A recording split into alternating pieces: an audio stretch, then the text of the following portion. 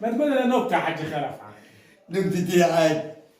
مرة جماعة قاعد يبحثوا على مغارة، فضلوا يبحثوا لما جابوا اخرها من تحت لقوا فيها مواس. ليه؟ اصل الملك حلاق. قول لي حتى حاج حق. اسكت تعال. ها مش الارنب ولدت فيه؟ لا يا راجل والله. كما اقول لك انا حاجه صغيره، اتنين قروا اتعاركوا مع بعضيهم، قال لي شد الشعر.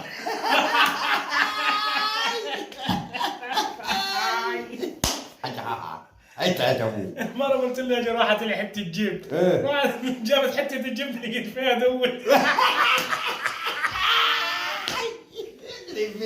ومرة رحت عند الساعة ووديت الساعة عند ساعاتي، تريد الساعات اللي عم يصلحها لي قلت له اعمى.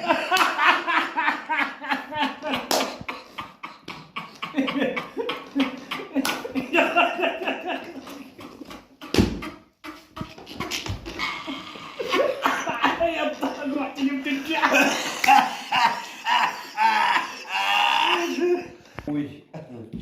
يا راجل لما اقول لك ايه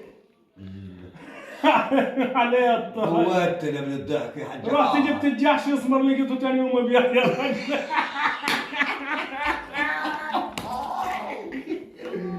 والله رحت جبت العنزه وشري لقيتها بلعنه.